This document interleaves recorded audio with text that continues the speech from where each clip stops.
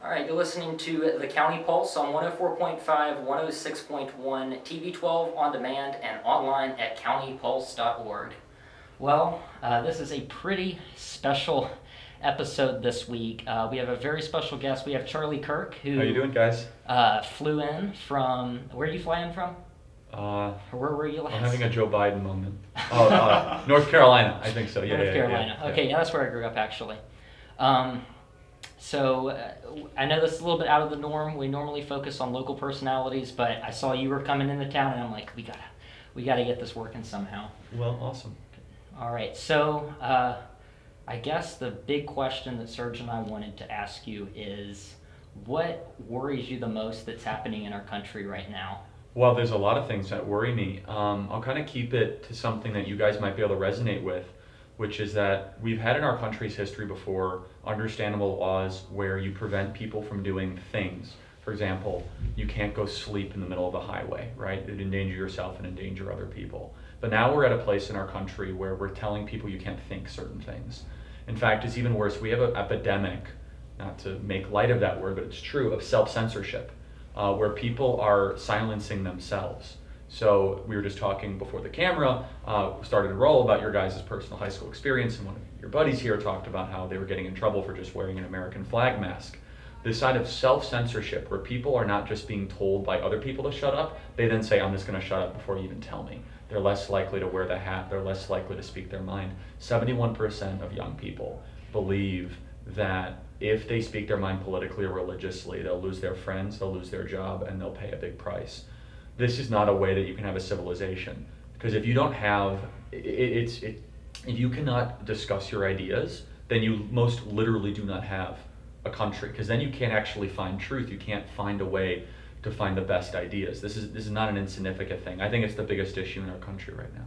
So I want to bounce off of that a little bit. So we're seeing a lot of this institutionalization of censorship, or really indoctrination almost. And we've already confirmed that while it is institutionalized, it's in our schools, even starting in the first grade all the way up to college. And I guess my question to you is, do you think it's been institutionalized to a point of no return? No, there's definitely a place of return. I'm going to talk here in just a minute. I'm going to probably be more provocative, not intentionally, just people will view it provocative, where I think one of the ways you can change this is you need less people to go to college. One of the big issues in our country is that we ask our people, hey, where are you going to college? Not why are you going to college? You guys would notice before we started filming, I said, what are your guys' plans? I didn't say anything about college, right? And we have to get more specific about it. And I'm not saying college is a bad decision for people. Right. You mentioned maybe going to the Naval Academy, that's awesome. But if the automatic path is to go to the highest level institution where they don't teach Western society, where there is the suppression of speech, where there is not the capacity to disagree, that's a problem. And so no, you can always have changes. I think that we as conservatives need to not think as monolithically as we do, where we just think the way things are the ways they will always be. I think that's a big mistake. Instead, I think we have to look more and how we can make certain choices and changes and how to make things better. So no, I think your point is exactly right, that right now we have a very disturbing trend in our country where these ideas are now normalized. In fact, people that have some form of a power, whether a teacher or a local faculty advisor or professor in particular, they are now suppressing opposition ideas in a very, very dangerous way. Right, yeah, I've definitely seen that, especially even in school, in the classroom. And I mean, I've even heard about it, cases across our school district, it occurring like at the district level and with school administration. Mm-hmm. So it's definitely a problem for sure. And what you're saying about college too, our school has they've started asking the question, what are your plans after high school? Which I definitely like a lot, because it's not, telling someone you have to go to school and forcing that. And that's the correct approach. Right, exactly. Because at my school too, in our district, we're really good about I guess maybe people going to get certifications and stuff. Like, for example, you can become a fully certified EMT in high school, senior year, and be done and not have to go to school or anything and just immediately start working. So I definitely think that it does need to change where we're not necessarily forcing people to go the path like university or college. Yeah, I mean, it should be about what skills are you going to get, not just that you have to get the piece of paper that a four-year college will give you. And just look at the financial cost. I mean, you're talking an average between $50,000 to $70,000 in debt that a student will incur. And so if you do not have a specific skill set that you have obtained by going to college, and just take a pause, take a gap year, go to community college, take more AP classes, just be an entrepreneur, do something other than the automatic mandatory 4 years of school path. Now, if you have a way to pay for it, you know why you're going, then that's great. That's exactly what college is for. Right. But if you're just going to search aimlessly for yourself, it's a huge timeout. Stop doing that. It should not be an automatic path, and the parents are the biggest problem with this, and I'll talk to that in my speech. The parents are pushing the kids too much. A lot of these kids do. I know this because I didn't go to college. I know this because everyone was pushing me to go, and my parents gave me the space to make the decision finally myself, which was awesome. But my culture I went from in the suburbs of Chicago, if you didn't go to college, it was basically code for you're a failure. And that's wrong. That's not right. It's about who you are, your work ethic, your character, your values. And then you kind of look where I am now at 26 versus a lot of kids I went to high school with. There's plenty of differences in trajectory.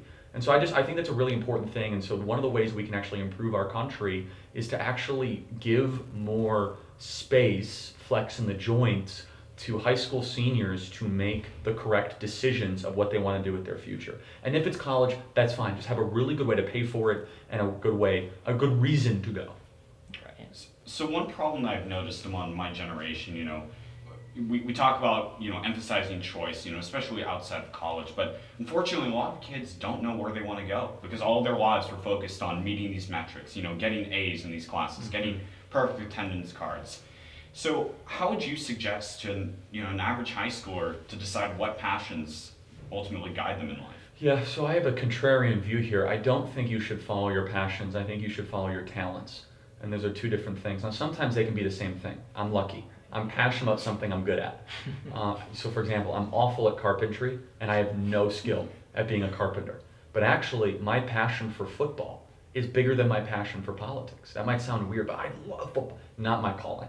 Just not. Like, I was a pretty good quarterback, I guess. Not going to be Peyton Manning, right? So following my passion, maybe I could have been a coach or something, but it actually wasn't my top talent, right? So, and by the way, it's not a matter of finding the top. What I tell a young person is find something you're good at that you don't hate. Like, that's a good starting point.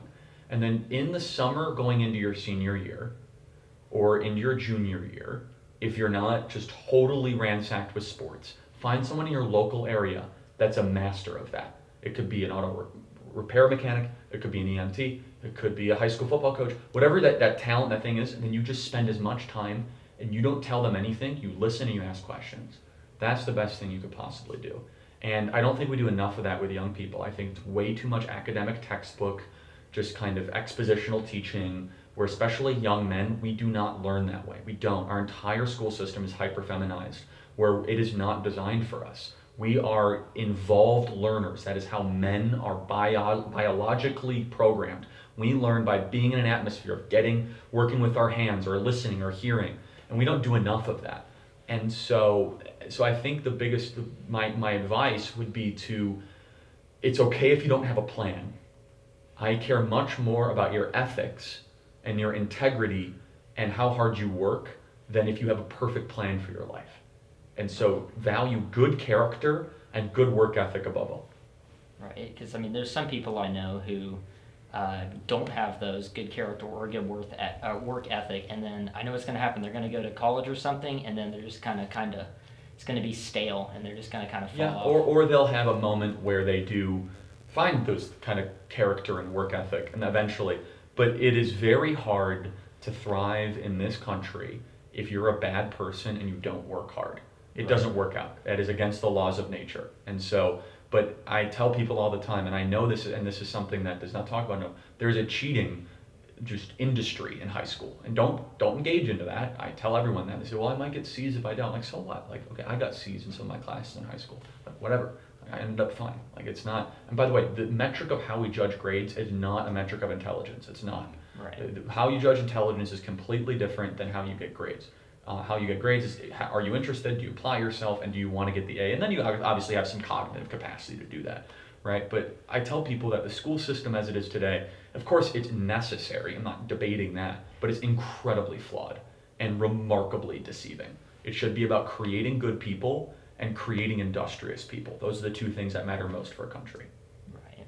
And aside from, cultural change, right? Because from what I'm getting at, it seems as if you almost want to shift back to almost what we had in the mid 20th century, where trade schools were still seen as a viable alternative, where, boys could be boys and where you could still pursue your passions, regardless. Yes.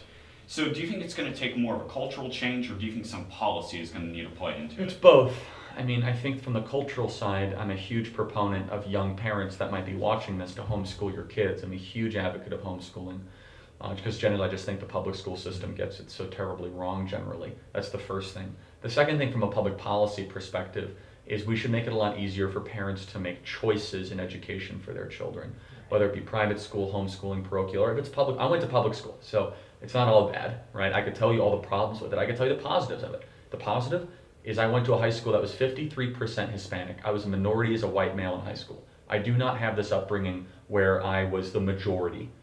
And that was actually a really good thing for me. I went to a high school that had 100 different countries represented, where we had illegal immigrants that I went to high school with. I learned a lot about the world by the time I was 18. I also played competitive sports, like that. Those things are important, right? But everyone has a different decision-making tree, if you will, like that kind of decision tree. Empower the parents to do that. That's where public policy can come in. I trust parents a lot more than I trust politicians. It's a very important thing. The final thing is this, is that when you talk about education, is that we need to be challenging our young people a lot more. And I don't mean academically necessarily. I think that we actually do enough of that. I think we overdo it, actually. I think we have to challenge them in a character mindset, and we have to challenge them to take risks, whether it be entrepreneurial or to believe in themselves in a good way, not the self-esteem nonsense, but instead put them in environments where at a young age they are forced to become a more mature person, not a less mature person. And I don't think our school system does a great job of that right now. Right, yeah. Definitely you're saying about homeschool too. I know a lot of people who are doing homeschool right now just because, schools in our area are like capacity limited or just closed in general. Mm-hmm. And I've heard countless testimonies of people saying that they find it better because they're able to focus on what their kids are wanting to learn and spend their time with. Totally. And look, I think that the homeschooling revolution that's happening in our country is a very healthy one. Parents being more involved in kids' education is exactly what needs to happen. They need to understand what their kids are learning and why they're learning them. And for the young people out there, I just want to reinforce this. If you're so confused about your future path and it's giving you anxiety, that's okay. Do not have anxiety about it. The pressure is being put on by your parents. And for parents out there, stop putting the pressure on your kids about getting to the best college. Instead saying, all I care about is if you have good character, you're going to do the right thing, and you're going to work hard. If you have those two things and you get your aim right and you make your goals sharp and clear, you will live a full life. And this idea that my kid is a better kid than your kid because he's going to Rice or Stanford or NYU is nonsense. It's rubbish. And so I really want to insert that into the conversation nationally, and I have been, because it's completely different than where the current high school ecosystem is set up right now. Absolutely, yeah. It's definitely a problem across the board, and I think unfortunately our country, you're right, is headed in that direction. It's definitely going to take a big cultural change, and I think part of it is besides emphasizing homeschool, emphasizing just good values, good moral character. Yes. And I guess at least in mind, what I want to finish off with is, how do you emphasize that good character? Is it through religious teachings? Is it through a study of history? Well, it's both. I'm an evangelical Christian, and I don't shy away from it, and I think the Bible should be taught in every single school across the country, even public schools, and I can defend that constitutionally, but that's a different topic for a different time. But it's the greatest book ever to exist in the history of the world. It's the foundation of Western morality. Everything that we take for granted here is from the Bible. It's that simple.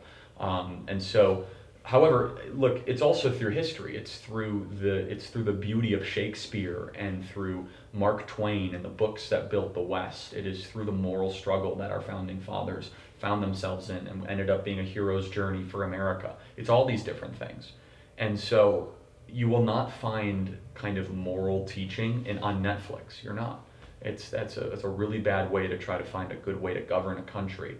And for young people in particular, they are being propagandized on social media by horrendous celebrity icons with musical lyrics that I can't repeat on this program. Yeah. And you guys know exactly what I'm talking Exactly. about. See With how every a day. hedonistic, secular, humanistic culture. And if any parent out there is worried about what your kids are consuming, you should be. And if you're not, why aren't you? And so I'm not trying to say that we should run into the hills and never contact each other again. Again, I went to public school.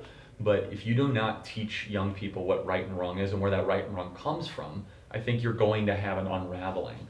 And with young men in particular, we have a huge crisis with young men in this country. They commit suicide 25 times more likely than young women. Drug usage, alcohol addiction, joblessness, they're less likely to have a secure and stable life by the time they turn 25. It's because we've hyper-feminized our country, and we do not challenge young men to have that call to adventure at a young age. We send them to college, where college actually turns men into weak boys. It's actually a immature process where they have everything they need at all times. You can basically do any decision you want anytime. I have to go speak. They're just calling me. But in closing, you guys are doing a great job. I love how nicely dressed you guys are. So nice to see. You're nicer dressed than I am. Final note is act with good character. And for young parents, it's more important to teach self-control than self-esteem.